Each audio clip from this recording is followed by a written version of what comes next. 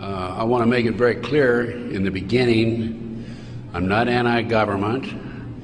I don't believe in terrorism. And I want to make it especially clear that there are a lot of good people in the FBI and the CIA, naval intelligence, army intelligence, military intelligence, NSA. Unfortunately, there are a few key people in key positions who have made a difference, a big difference, in what's happening in America today. So, looking back, my personal experiences, I retired from the FBI March 1979. At that time, I was in charge of the FBI Los Angeles Division. I had more than 700 personnel under my command. The Attorney General of the United States, Griffin Bell, asked me after I retired if I'd coordinate security for the Pan American Games. I did. I was a consultant in the 1984 Los Angeles Olympics. I was a consultant for former Governor Jerry Brown, California Narcotic Authority. So I do have credentials. My first major and credibility, believe me.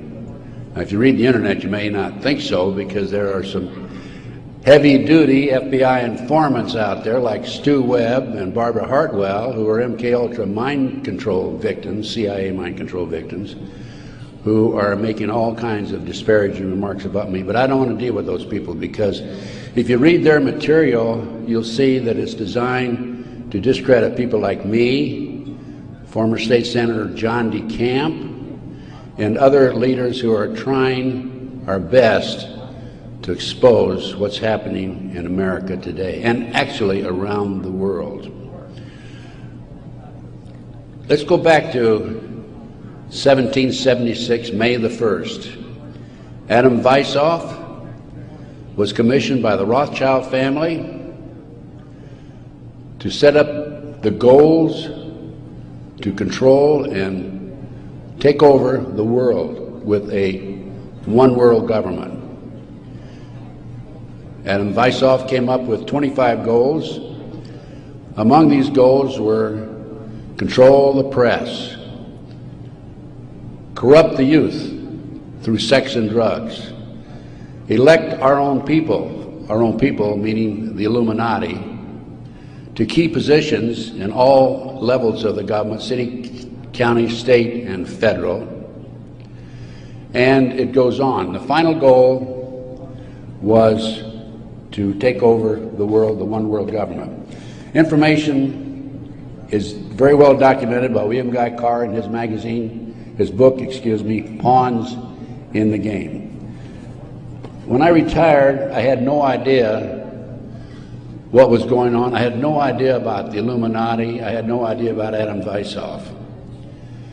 However, my first major investigation when I returned from Puerto Rico was a Dr. Jeffrey R. McDonald case. He's a former Green Beret doctor who was convicted of murdering his wife and 2 children at Fort Bragg, February 17, 1970. He'd been tried and convicted and sentenced to 3 consecutive life sentences. I was asked by the defense team to investigate the case because they claimed that Dr. McDonald was innocent. I said I would, but if I learned that he murdered his wife and 2 children, I would discontinue my investigation, no longer become involved. I want you to know I'm still working for Dr. McDonald.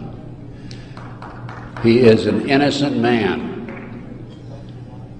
Now, once I became involved in the case, I had to read everything, and I learned that evidence was lost, evidence was stolen, evidence was altered. An FBI agent, Paul Stombaugh, lied before the grand jury. And most important of all, Colette, the wife, had skin where she had fought off the assailants under her fingernails. That skin was handed over to William F. Ivory, the chief investigator for the Army, and it has disappeared. 10 months into the case, October 25, 1980, I through a series of circumstances, I don't have time to go into the details now, obtained a signed confession from one Helena Stokely. I had 3 sessions with her, 10 days each, total of 30 days. Helena told me that Dr. McDonald did not commit those crimes, that they were committed by her satanic cult group. And I said to myself, what's this all about? I don't know anything about Satanism. I read about it in the Bible, of course, and that's about it. But as I delved into the case, I learned that drugs from Southeast Asia were being flown into the United States to various military bases in plastic bags in the bodies of the dead GIs. I further learned from Helena that her satanic cult group was involved in distributing these drugs up and down the East Coast. They were mad at Dr. McDonald because he was abusive to the cult members and the GIs who went to the civilian hospital where he was moonlighting for relief of some sort. So they went in and attacked him that night. There were a total of 7 involved in the crime. She named them all for me. Right now, today, I know where some of them are located. But to further check and document this, I went to the UCLA library, and I found out, in fact, in the Time magazine, January 1, 1973, there was an article about bringing drugs in plastic bags in the body cavities of dead GIs. There was no question in my mind Helena was telling the truth. I gave her a polygraph test and she passed. I had her examined by a psychiatrist and she passed. And as a matter of fact, the government themselves had given her a polygraph examination early in their investigation before I entered the case. And Byzantine, the Army polygraph operator, said that she thought that she was telling the truth. She thought she was there that night. Now, the most recent series of events in the McDonald case, now I'm telling you a little bit about the McDonald case because that's what woke me up as to what was going on. It was after that I started researching and went back and found out about the Illuminati. Illuminati/Satanism.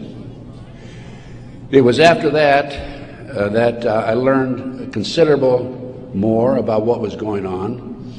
And the most recent information, Dr. McDonald, who's been in the penitentiary for some 25 or 26 years now, appeared before a parole board just 2 days ago, his first that he's ever appeared before a parole board. And the reason he had never appeared before is because, in his opinion, had he appeared before, it would be an admission of guilt. In this particular instance, he still claimed he was innocent, but he did appear before the board because he's a newly-wed individual with a woman named Kathy.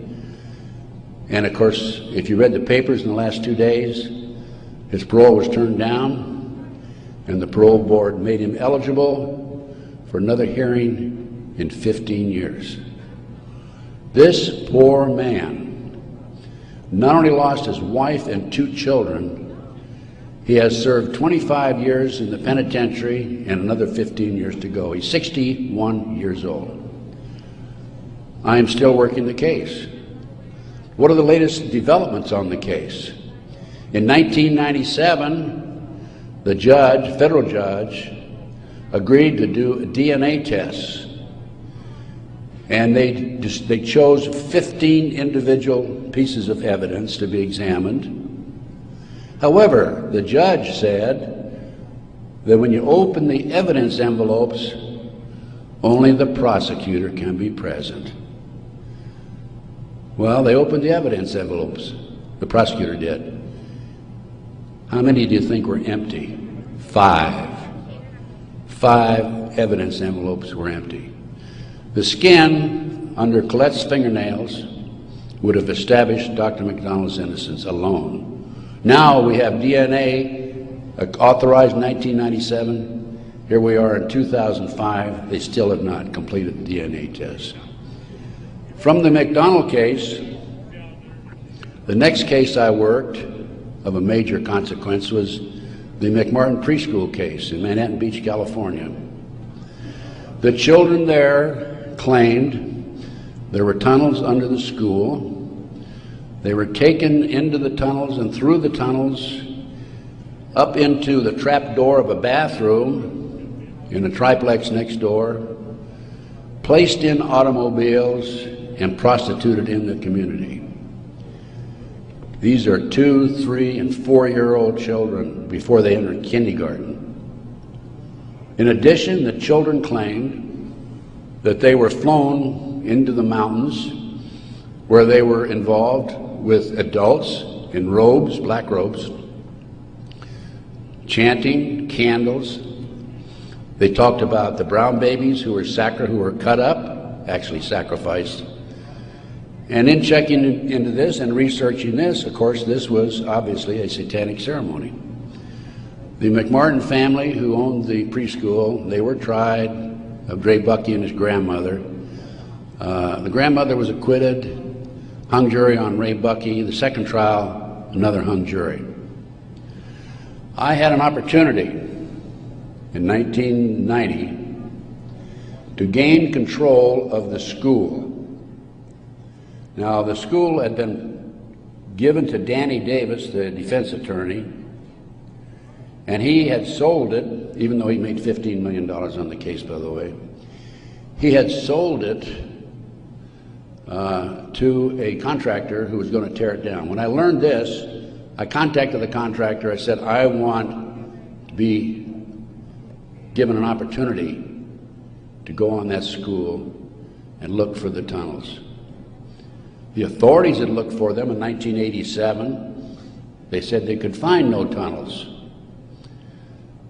Along with some of the parents, we hired Dr. Gary Stickle, UCLA archaeologist.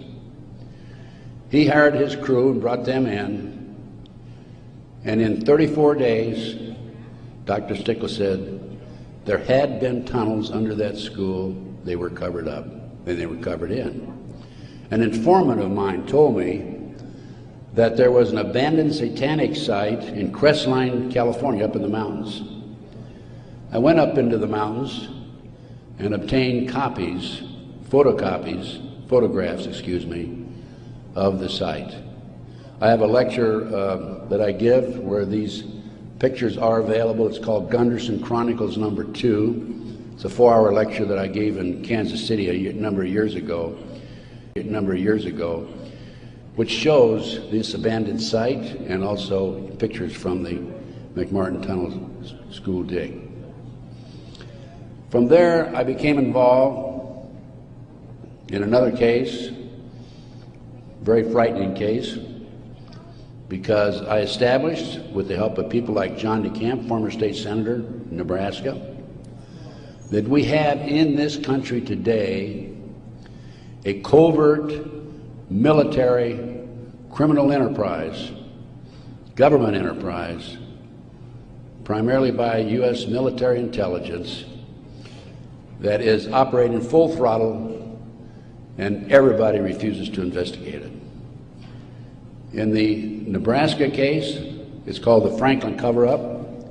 This is the book here that John DeCamp wrote, by the way. It's all documented in there. And in that particular instance, they were taking children out of foster homes, orphanages, Boys Town, driving them from Omaha, Nebraska to Sioux City, Iowa, 184 miles away, placing them in private jets and flying them to Washington, D.C. for sex orgies with prominent people, including congressmen, senators, and certain people in the White House.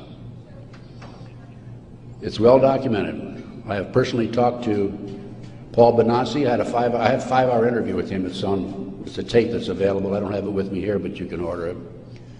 I have a 5-hour interview with Paul that he gave me in 1993. Paul told me how he was used. He was part of the kidnapping crew and was used as a decoy when he was 10, 11, 12 years old in parks, shopping malls, to attract the children over near where the adults were in a car waiting for them. They throw them in the back seat, chloroform them, and make off with them. Paul also told me that these children Many of them become sex slaves. Many of them are used as toys. The boys, they call the boys toys. I don't know what they call the girls. But these degenerate, sick people, the men are more interested in the little boys than they are the girls for some reason. But it's all well documented. Paul drew the inside living quarters of the White House. Now, this information broke in about 1987. That's about right after I entered, just before I entered the case. I replaced a fellow named Gary Caradori, who was the investigator for a Nebraska Senate committee. Gary met the official photographer of the group, who had split from the group, defected, and agreed to take the pictures that this official photographer gave him, and they met in Chicago, agreed to take the pictures back to the committee. He flew out of Chicago in his private plane, a short distance out of Chicago. The plane exploded midair, and his briefcase has never been found. He and his 11-year-old boy died. His briefcase has never been found. The rear seat of the airplane has never been found. I made every attempt possible to obtain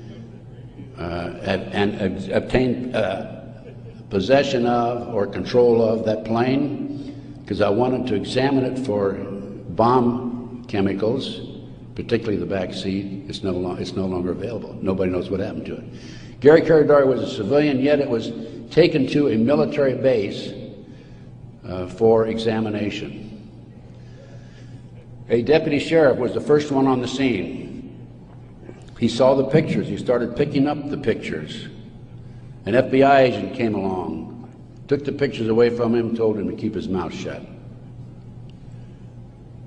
He started talking to a few people. A year later, his wife was murdered. He's no longer talking. This international child kidnapping ring, I later learned, was out of Washington, D.C. It was very active, and the organization is known as the Finders. And I have a report on the Finders back there. Everything I'm telling you is documented, by the way. The Finders has been established and operating throughout the 1960s up to the present time. It was exposed in 1987. They moved their operation to Wichita, Kansas, and they're operating right today in Wichita, Kansas. I have taken my report to the FBI a half a dozen times, demanded an investigation, and I have yet to be interviewed. So we have the Finders, we have the Franklin Coverup, which documents what I'm telling you. We have the pawns in the game. Pawns in the game is the Illuminati. This is the Illuminati/satanic movement in this country today. And the last thing I'm going to mention in the way of a book is why Johnny can't come home. Johnny Gosch was, September the 5th, 1982, a newspaper boy on a Sunday, and he was about to deliver his newspapers in West Des Moines, Iowa. He never delivered any newspapers. He disappeared.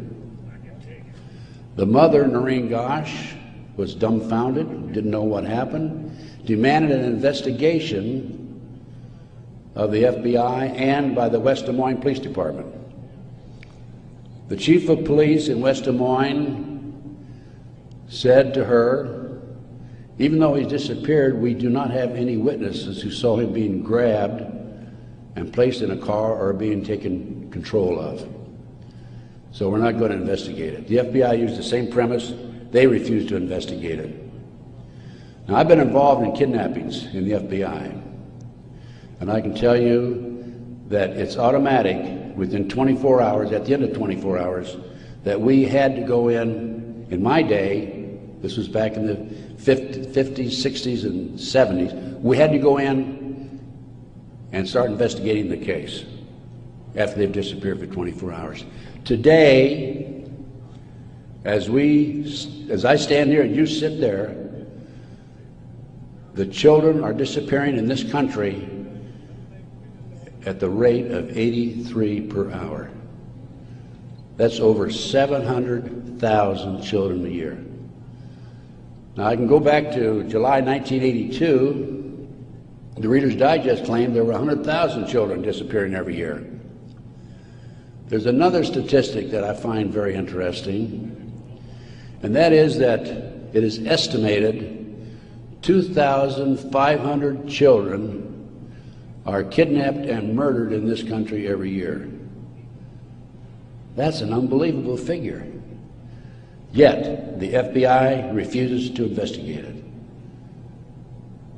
Now, after the Nebraska case, and part of the Nebraska case, most recently, we have a young man named Jeff Gannon, who has appeared in the White House using a fraudulent press pass. This has happened within the last month.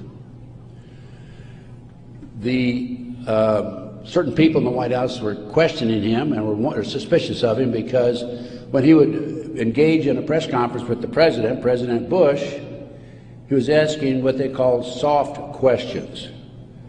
Soft questions meaning the president would have an answer for them, he'd look good. Somebody started checking into his background. They learned that he was actually an individual named Jim Guckert. This is all on the internet, by the way. And Guckert had a homosexual website. So Jeff Gannon is an alias of Jim Guckert. Now his picture appeared in the internet, and he is believed to be Johnny Gosch, who was kidnapped September the 5, 1982. The mother, Noreen Gosch, who wrote this book, Why Johnny Can't Come Home, I have a 2-hour interview with her on video, available again if you want to check my order blank. She did not sit still for this. Can you imagine if the 83 mothers of children who disappear every hour would do what Noreen Gosch has done? We wouldn't have this problem today. She went to the FBI, demanded an investigation. They refused to investigate. The police refused to investigate because the case tied into the Franklin cover-up. Some of our top politicians in the country, leading businessmen, Harold Anderson was identified by the children, past publisher of the Omaha World Herald. The head of the Nebraska Forestry Service was identified by these children. There 80 children came forward in this Nebraska case. And it goes, as I said, right up to the White House. In 1987, according to Paul Benassi, he was furnishing toys, or little boys, young boys, to the sick people, certain sick individuals, in the White House itself. I have the names of some of these people. No need to mention it here. Some of them are mentioned in the Franklin cover-up. But it does appear that Jeff Gannon is, in fact, Johnny Gosch. Noreen Gosch, the mother, has looked at the pictures.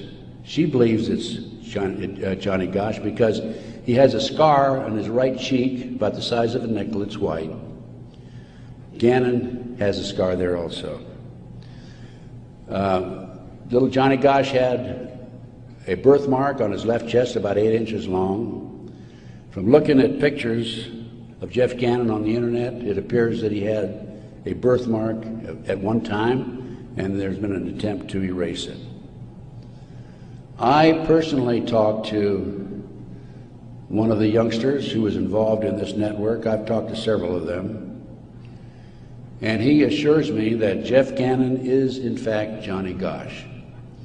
Well, how did Johnny Gosch get from West Des Moines, Iowa, 12 years old, all the way with a phony press pass into the White House as of a few weeks ago? Well, what happened to Johnny is that he was transported from West Des Moines, Iowa to Sioux City. He was placed on a farm for 3 weeks, sexually molested. He was taken to the mountains in Colorado, placed in a cage in a house of some sort, or a cabin, and then later he was used as a sex slave. They didn't kill him, they didn't sacrifice him, although a number of these kids are sacrificed in satanic ceremonies. Now, he escaped with another young man. They stole a car, and in 1997, Johnny knocked on his mother's door at 2:30 in the morning, Noreen Gosh, and said he wanted to talk to her. He was there with another young boy. He came in, he told Noreen, he says, "Mother, I was kidnapped. I've been placed in a covert military CIA-controlled, mind-controlled project and used as a sex slave." He said, "I can't come forward at this time because they will kill me." And then he left. Noreen says that's the last time she talked to him, 1997. Now, several years after that, a girl named Burns, who was a producer for 2020, decided to do a story on the Johnny Gosch kidnapping and the Nebraska case. And she interviewed me. In fact, I spent 5 days with her, gave her the benefit of all my research, which is available to you folks also. And then she got a lead that Johnny was hiding out on an Indian reservation in northern Minnesota. She went there and flushed him out, and he basically went into hiding, and now he shows up at the White House. He was a mind control victim. If you don't know anything about MKUltra mind control program, it came into this country through the German scientists after World War II. They were involved with the Nazis during the war and prior to World War II in developing robots and individuals to be used on command for anything that they wished, including assassinations and other nefarious activity.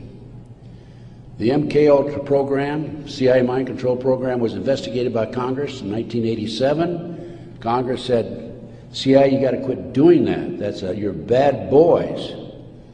And they said, we will quit. Don't kid yourself. It's very active today. There are people like Barbara Hartwell out there who are mind control victims. She's another one who's been bashing me.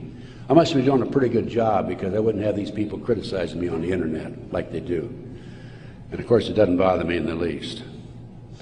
But going back to the Nebraska case and MKUltra, a lot of this training took place at Offutt Air Force Base in Omaha, Nebraska, which was Strategic Air Command headquarters. You recall after 9/11, the president flew to, I think it was to south, someplace in Louisiana or New Orleans, and then he flew to Offutt Air Force Base in the afternoon of September the 11th, 2001, and they had a party there that morning at 9:30 in the morning. He missed the party. He was sorry he missed the party. Warren Buffett was there, by the way. And the MKUltra program has been very actively administered, not only at Offutt Air Force Base, at Fort Bragg, North Carolina, the place where Dr. McDonald's family was slaughtered in 1970.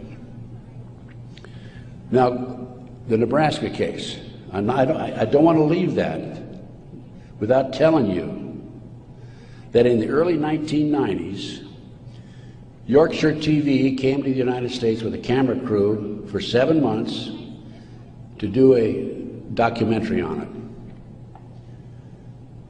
They went back to England, produced the documentary, and they brought it over into the United States.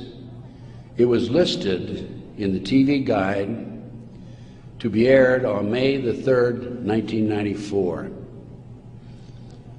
When certain members of Congress found out about it, they threatened the cable industry with restrictive legislation Somebody anonymously bought up the rights to the videotape or the documentary and ordered all copies destroyed. I just happen to have a bootleg copy of that documentary, and it is available. I have been selling these and these books and getting this report out of mine to anybody that's interested in it. And by the way, I have a 5-package deal for you at about a 15% discount, 15 to 20% discount if you buy all 5 items. So about 6 months ago, as any good investigator would do, I said, I'm going to get a copy of that TV guide. I didn't have a copy. John DeCamp had one at one time, couldn't find it. That's typical of John, by the way. Good friend, great guy. And so I said, I'm going to get my own copy. So I wrote to TV Guide people, and I received a copy of the TV Guide for May 3rd, 1994. 10 p.m. Discovery Channel. It's not listed. A nature show is listed instead on the new reprinted edition. I'm not going to be outfoxed by these people. I went to the Los Angeles Times TV log. It's listed, Conspiracy of Silence. I called a friend of mine in Philadelphia, and I said, check the TV log for the Philadelphia Inquirer. Conspiracy of Silence is listed in the Philadelphia Inquirer. The power of the press. They changed and reprinted the whole TV guide. It never has been shown publicly in the United States, and I doubt if it ever will be shown publicly. But as I said, it is available to you. Now, that's not the end of the story for me, because I am continuously probing, continuously working, continuously talking to various sources and putting it on paper and documenting and getting the word out. This is the direction that we have to go. Americans, for the most part, are oblivious to what's really going on behind the scenes. One of the things that, in addition to the McDonald case, that got me thinking was the Jack Kennedy assassination. So I checked into that, and by the way, I used to be in charge of the FBI in Dallas, and also I was in charge in Los Angeles after Dallas. So in checking into the Jack Kennedy assassination, I learned, no question about it, that it was a joint hit by the CIA and the Chicago mob. Sam Giancana, head of the La Cosa Nostra in Chicago, 3 days before he was to testify before Congress, was shot and killed, murdered. This encouraged me to do some more checking into some of these national terrorist acts that have taken place and other cover-ups in the United States. I interviewed the naval intelligence officer who on December 4th, 1941, received information that the Japanese were going to bomb Pearl Harbor. We had broken the secret code of the Japanese. He told me personally, on December the 4th, he gave it to his superiors. They passed it up the line. After Pearl Harbor, he was subpoenaed to testify before Congress. His boss called him in, said, don't worry about it, don't respond to the subpoena. Someday you'll know why. He never did testify before Congress. And he recently passed on, by the way. So we have not only a cover-up in these other areas, but looking at the national picture, Pearl Harbor. And look at Waco. The military was involved in destroying and shooting and killing, and also the FBI, women and children in Waco. They used tanks, military tanks, in violation of posse comitatus, which is a law that says the military cannot be used to enforce a civilian population. They got away with it. There's an interesting story. I did some research on Waco. As I've told you, I've done a lot of research. And in many instances, I've not only been there, I've done that, and I've been on the scene. I've spent most of my retirement money investigating these matters, including Oklahoma City, and I'll go into that in just a minute, 911 and so forth. But in Waco, there were 4 BATF agents who were shot and killed. Some of the Branch Davidians were tried, sentenced for these, quote, murders, and are serving prison terms today, probably for life. In researching the 4 BATF agents who were shot, I learned every one of them was shot in the head. Now, for those of you who have been in the military, that's a sniper shot, no question about it. One of them, the bullet, the trajectory of the bullet was from above, down through his lip, and into his body, probably from a helicopter. It's interesting to note that these 4 men, BATF agents, at one time were all bodyguards for former President Bill Clinton. That was Waco. Ruby Ridge. Randy Weaver was set up by a BATF, Bureau of Alcohol, Tobacco and Firearms, informant. He bought a shotgun that was about 1/4 of an inch too short by law. They arrested him and served him with a warrant. He refused to appear before the courts, and they sent an army after him. Horiuchi, the FBI sharpshooter, shot and killed his wife while she was standing in the doorway. He used to brag about it, what a great shot he was. Another instance where they tried to railroad a good, loyal American who fell in a trap. And then we have the 1993, continuing with the great conspiracy. I call this a great conspiracy, and that's what it is. Car bombing of the World Trade Center. I have a copy of the New York Times, October 28, 1993, and in the article, this was reporting from the trial that took place, an FBI informant named Salam, who was in among the terrorists, testified that he was commissioned by the terrorists to put the bomb together, the car bomb together, to bomb the World Trade Center in February 1993. And fortunately for him, when he met with the terrorists, he wore a body mic, so he could record every word that was said. Unknown to the FBI, when he met with the FBI, he also wore a body mic.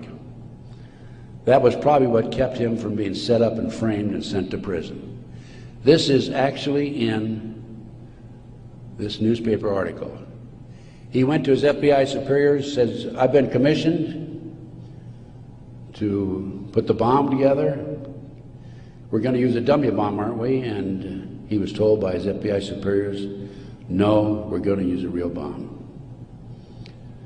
Now, I don't understand why Congress and Senate, investigators, and our leaders in Washington, D.C. are not jumping up and down over that situation. The FBI not only knew in advance of the car bombing, they furnished the ingredients for the bomb. Why doesn't somebody take some action in that area? Why doesn't somebody investigate this international child kidnapping ring being operated by the CIA? Why are these congressmen voting on bills like the Patriot Act, which takes away many of our constitutional rights and civil liberties in the best interests of, quote, protection for our country and protection from the terrorists?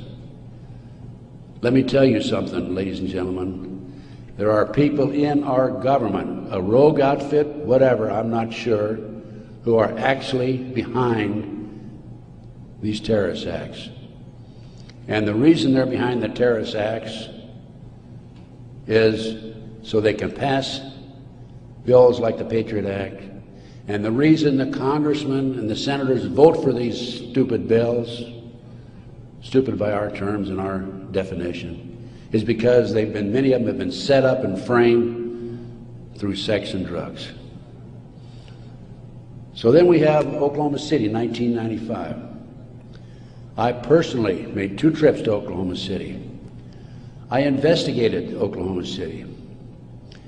Because of my report, the defense attorney for Timothy McVeigh sent 2 of his investigators to interview me. I spent 4 hours with them.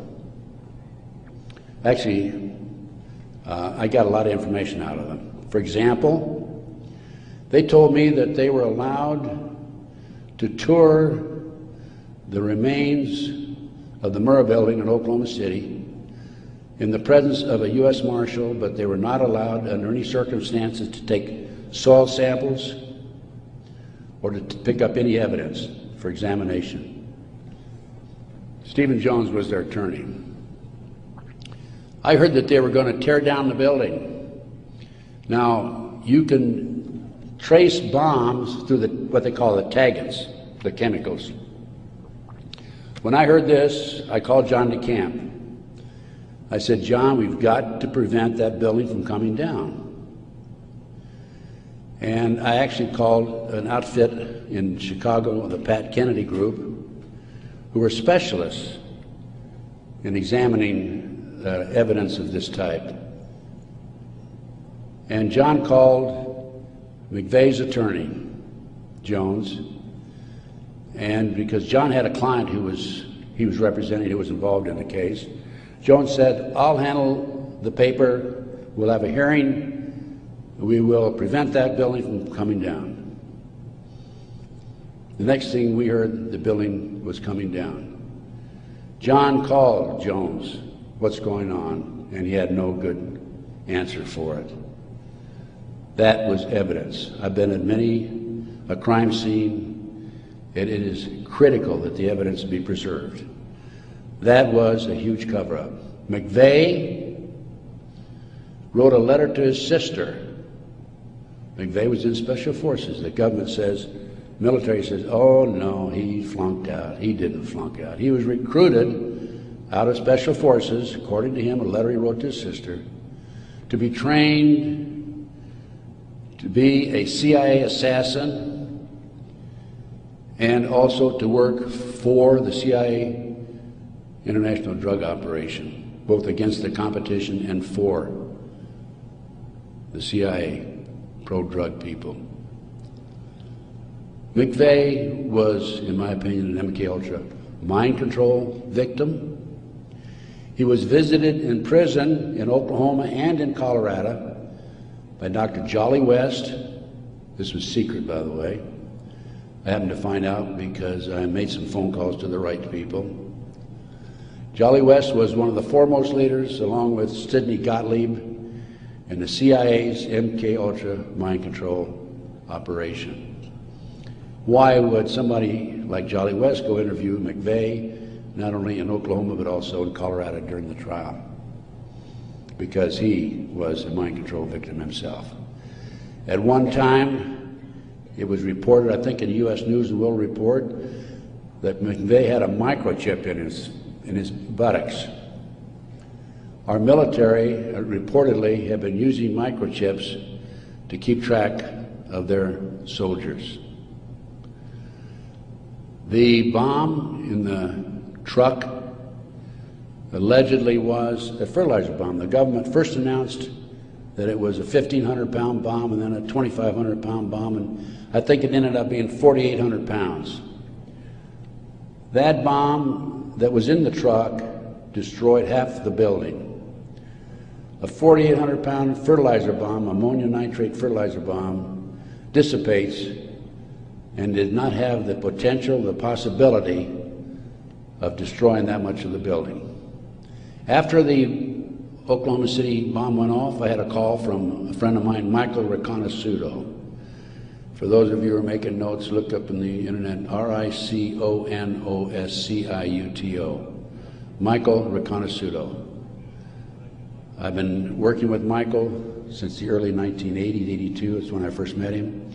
He was a CIA agent, operative for some 2 decades. He was also an FBI informant at one time. His father owned the Hercules Manufacturing in Silicon Valley, California. Hercules Manufacturing developed what is known as the electro-hydrodynamic gaseous fuel device, which is a highly classified bomb. The bomb was actually manufactured by Dyna Nobel out of Salt Lake City. Now, Michael, in the meantime, is in jail now, right today. In fact, I talked to him yesterday because he started to talk before the Brooks Committee about a very interesting case involving the Promise software. The Promise software was in a computer operation that developed all kinds of intelligence information on you and I and every citizen in America. The Department of Justice leased it for 2 years. At the end of 2 years, they refused to pay Bill and Nancy Hamilton the $10 million they owed them. Then the Department of Justice, through Earl Bryant, past president of United Press International, took that computer and sold it around the world. Sold it to the French, to the English, Israelis, the Canadians. Unknown to these foreign countries, the officials in these foreign countries, there was a trap door in the computer. Very clever, huh? A trap door secretly allowed us, the U.S. government, to retrieve all the information they developed. Michael Reconnaissance was the CIA agent who developed the trap door in the Promise software computer. And when Congress started to investigate it, in the late 1980s, they called on Michael, and we want you to testify. Michael received a threatening phone call 2 weeks before he was to testify. He claimed from a fellow named Vietnix, Peter Vietnix, U.S. Department of Justice, if you testify, you'll be sorry. Michael testified anyway.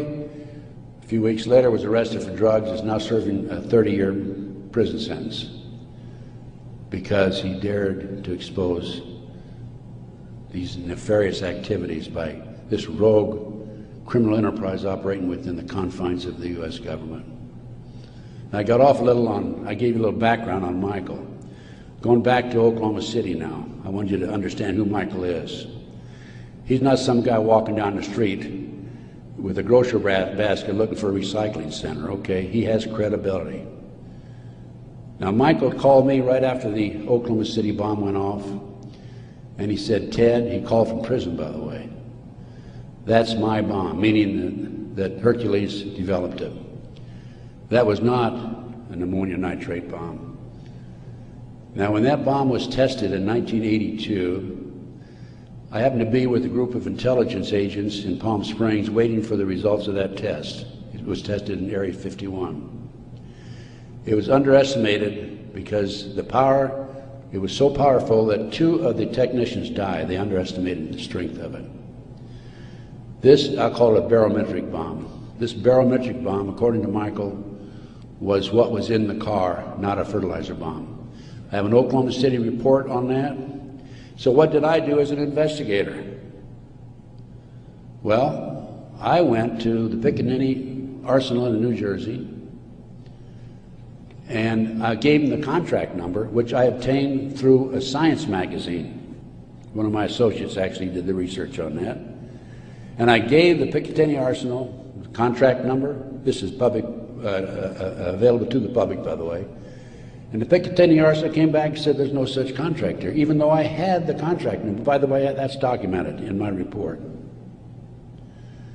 And I went to Dyna Nobel, who I knew manufactured it. And they didn't even bother to respond. It's interesting to note that a Dyna Nobel expert witness testified at the grand jury when they indicted McVeigh. In September of 1995, some 5 or 6 months after the 19th of April, 1995, Oklahoma City, In September, there was I lost my train of thought there for a minute. Oh, there was an article in Fireman's Magazine. It was written by the editor of Fireman's Magazine. The information was obtained from the Oklahoma City Fire Department. And in that article, again, that's in my report, in that article, it states that 4 unexploded devices were taken out of the building. When people were in the building after the bombing, dying, they discontinued the rescue efforts for some 5 hours while they carried out a bunch of government files, men in blue suits of some sort, sweatsuits. So what I'm telling you is, Oklahoma City was perpetrated by certainly people other than McVeigh and Nichols, and now Roger Moore, if you read the paper recently, the gun dealer who claims that he was robbed of his guns in Arkansas and that money was used to finance the Oklahoma City bombing. Roger Moore has been accused by Terry Nichols of being involved in it. Roger Moore denies it. Roger Moore, at the time of the Oklahoma City bombing, was an FBI informant. I had an inside investigator in Oklahoma City tell me that there were at least 11 other individuals involved in Oklahoma City. Okay, that brings us up. We've gone through Pearl Harbor, Waco, Ruby Ridge, car bombing 93, Oklahoma City 95. That brings us up to 9/11. As I said, Michael's in prison. I'm his, quote, investigator of record, which means I'm like an attorney.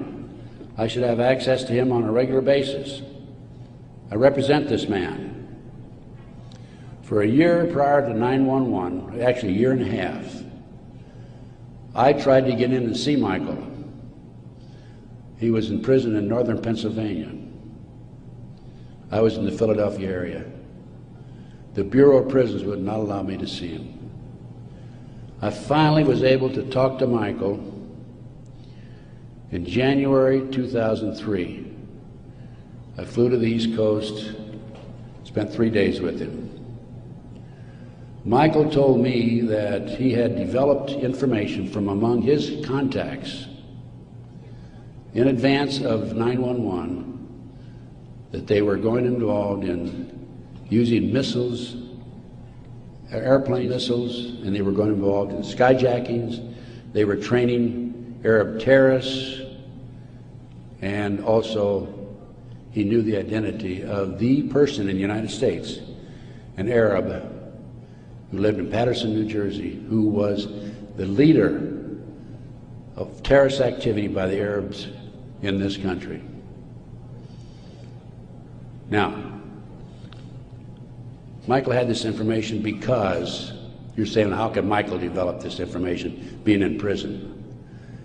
Because I met with Osama bin Laden, along with Michael, and along with the State Department representative in the spring of 1986. At that time, I was contacted by a former top Ronnie Reagan official who said, can we help the Afghan rebels? They were our friends then. And I called Michael, I said, what do you think? And he said, let's meet. So there was a fourth fellow there. We didn't know at the time it was Osama bin Laden. Has actually used the name Tim Osman, traveling under a Turkish passport. But because of Michael, I passed the ball to him. I just arranged for the meeting and went on. But Michael traveled all over the world putting this package together to furnish the Afghan rebels with the surface-to-air missiles that defeated the Soviets, really, shot down their helicopters. As a result of this, Michael developed sources inside the Arab world. And that's how Michael knew in advance about 9/11. Michael told the FBI on March the 20th, 2001, about this plan to use skyjack airplanes and use them as missiles. He also furnished to the FBI one of his sources, one of his confidential sources inside the Arab group. The FBI interviewed him, threatened him with prosecution, and deported him. That man, along with his family, have disappeared. We think that they're dead. The FBI refused, absolutely refused to look into this situation. More shocking is that Michael had the names of the people who were obtaining the false names of the people, the Arabs who were obtaining false passports. Had their names. He had the source who could furnish him that information. He told FBI agent Keith Kutry, March 20th, 2001, excuse me. He told Kutry, he says, I'll give you these names, the name of this person who is coordinating the whole project for the Arabs, providing I be given immunity and he be given immunity. Mr. Kutry, in spite of the fact he was armed with this information 6 months prior to 9/11, came back 2 days after 9/11 on the 13th and saw Michael in prison again. He accused Michael of being anti-government, anti-FBI, being a publicity seeker, and so forth, being disloyal. And so Michael, of course, didn't have much to say after that. Michael's still in prison, as I said. But we had this information, the FBI had this information, did nothing with it. Kutry admitted on September the 13th, admitted that the FBI did nothing with it. So after I visited Michael, excuse me, 2003, I felt it was important that I confirm that the FBI did meet with him. The Bureau of Prisons would not furnish Michael with the visitors list to confirm it. And so I started writing letters to the FBI through Senator George Allen. Oh, thank you. Thank you. And to confirm that he did in fact meet with them, I wanted to document it. I also asked for the identity of the other agent who was with Agent Kutry. And I had a terrible time. It took me a year and a half writing letters to the FBI to get them to admit that they'd interviewed Michael on March the 20th, 2001. I finally did have that information. That information is available again in one of my reports, my terrorism report that I have in the back. So that basically brings me up to the present time. I think my time is up. But I feel compelled, as a former FBI agent, I had all this training, and I feel compelled to do everything I can to educate as many fellow Americans as I can as to what's going on behind the scenes. We have been operated and orchestrated primarily by U.S. military intelligence, covert criminal enterprise involving the FBI and the CIA, active in this country today. It's being covered up right from the beginning. They're using FBI informants to set up and frame people. By the way, they tried to frame me on a drug deal back in 1984. It didn't work. The girl that they used to try to frame me contacted me, said, I need to meet with you. We met, she told me the whole story. I took a signed statement from her. Her name is Pam Fawcett. And I said to Pam, Pam, you're working for these people, the DEA and the FBI in Modesto, by the way. She was making phone calls to me. I said, you're working with these people trying to set me up. Why have you, and of course, in the phone calls, she kept saying, trying to get me to make admissions that had knowledge of a felony, and I wouldn't. I said, I don't have any knowledge of that.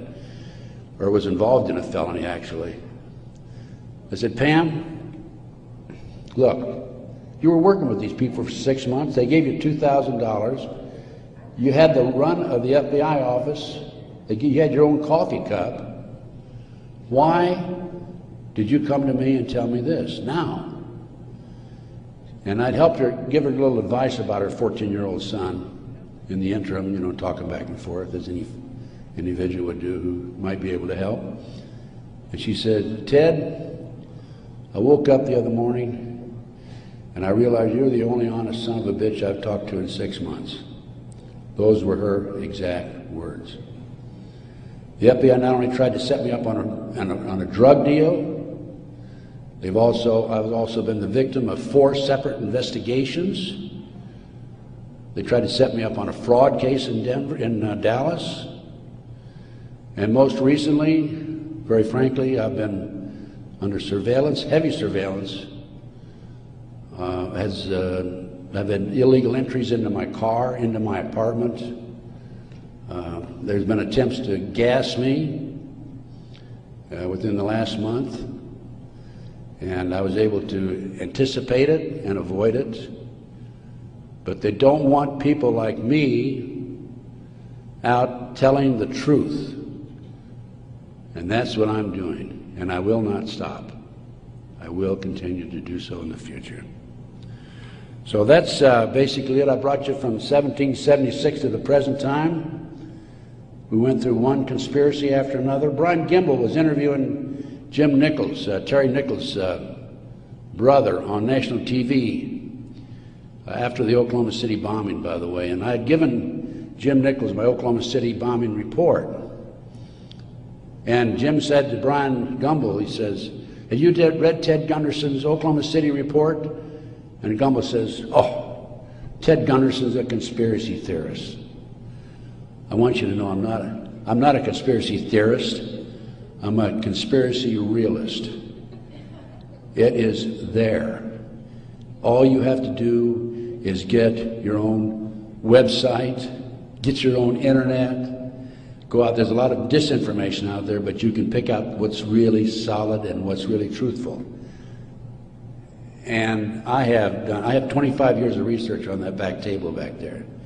And if you buy any of my reports or this videotape or any of my material, I want you to make a promise that you will make copies and distribute it far and wide. We need to wake up America. Right now, let me emphasize again, I'm not anti-American. I don't believe in violence. I believe in change through legal means. But we need to wake up an apathetic, sleeping society that is active in America today. And this not only ties into MK Ultra, CIA, it ties into Satanism. There are approximately 4 million practicing Satanists in America today involved in the Nebraska case. And I can go on about satanic cults for another hour, but I think my time is almost up. I might mention that, speaking of Satanism, there are between 50 and 60,000 human sacrifices, according to 3 different sources, in this country every year. The satanic cults operate secretly. The satanic cults are, along with our covert criminal enterprise within the government, a serious threat to our society. And I thank you very much. I want to make it very clear in the beginning, I'm not anti-government. I don't believe in terrorism. And I want to make it especially clear that there are a lot of good people in the FBI and the CIA, naval intelligence, army intelligence, military intelligence, NSA.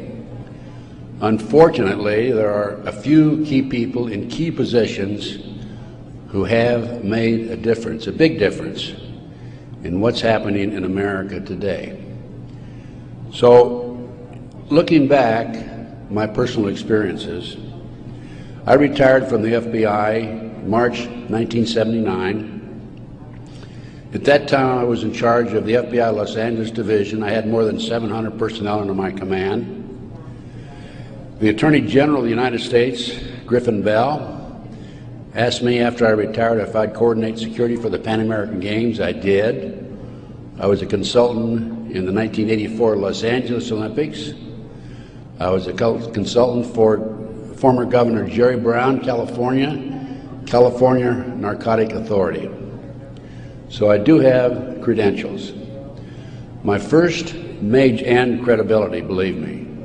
Now, if you read the internet, you may not think so, because there are some heavy-duty FBI informants out there like Stu Webb and Barbara Hartwell, who are MK-Ultra mind control victims, CIA mind control victims, who are making all kinds of disparaging remarks about me. But I don't want to deal with those people, because if you read their material, you'll see that it's designed to discredit people like me, former State Senator John DeCamp, and other leaders who are trying our best to expose what's happening in America today, and actually around the world. Let's go back to 1776, May the 1st.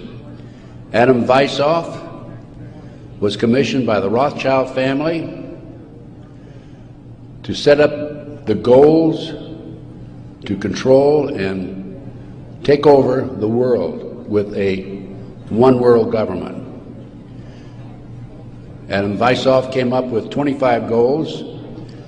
Among these goals were control the press, corrupt the youth through sex and drugs, elect our own people meaning the Illuminati, to key positions in all levels of the government, city, county, state, and federal.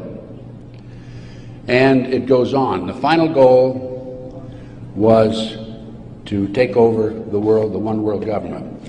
Information is very well documented, but we haven't got. Colette, the wife, had skin where she had fought off the assailants under her fingernails. That skin was handed over to William F. Ivory, the chief investigator for the Army, and it has disappeared. 10 months into the case, October 25, 1980, I, through a series of circumstances, I don't have time to go into the details now, obtained a signed confession from one Helena Stokely. I had 3 sessions with her, 10 days each, total of 30 days.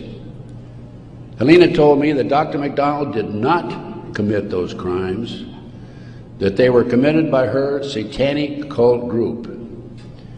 And I said to myself, what's this all about? I don't know anything about Satanism. I read about it in the Bible, of course, and that's about it. But as I delved into the case, I learned that drugs from Southeast Asia were being flown into the United States to various military bases in plastic bags in the bodies of the dead GIs. I further learned from Helena that her satanic cult group was involved in distributing these drugs up and down the East Coast. They were mad at Dr. McDonald because he was abusive to the cult members and the GIs who went to the civilian hospital where he was moonlighting for relief of some sort. So they went in and attacked him that night. There were a total of 7 involved in the crime. She named them all for me. Right now, today, I know where some of them are located. But to further check and document this, I went to the UCLA library, and I found out, in fact, in the Time magazine, January 1, 1973, there was an article about bringing drugs in plastic bags in the body cavities of dead GIs. There was no question in my mind Helena was telling the truth. I gave her a polygraph test, and she passed. I had her examined by a psychiatrist, and she passed. And as a matter of fact, the government themselves had given her a polygraph examination early in their investigation before I entered the case. And Byzantine, the Army polygraph operator, said that she thought that she was telling the truth. She thought she was there that night. Now, the most recent series of events in the McDonald case, now I'm telling you a little bit about the McDonald case because that's what woke me up as to what was going on. It was after that I started researching and went back and found out about the Illuminati. Illuminati/Satanism. It was after that I learned considerable more about what was going on. And my car and his magazine, his book, Pawns in the Game. When I retired, I had no idea what was going on. I had no idea about the Illuminati. I had no idea about Adam Weishaupt. However, my first major investigation when I returned from Puerto Rico was a Dr. Jeffrey R. McDonald case. He's a former Green Beret doctor who was convicted of murdering his wife and 2 children at Fort Bragg, February 17, 1970. He'd been tried and convicted and sentenced to 3 consecutive life sentences. I was asked by the defense team to investigate the case because they claimed that Dr. McDonald was innocent. I said I would, but if I learned that he murdered his wife and 2 children, I would discontinue my investigation, no longer become involved. I want you to know I'm still working for Dr. McDonald. He is an innocent man. Now, once I became involved in the case, I had to read everything, and I learned that evidence was lost, evidence was stolen, evidence was altered. An FBI agent, Paul Stombaugh, lied before the grand jury, and most important of all,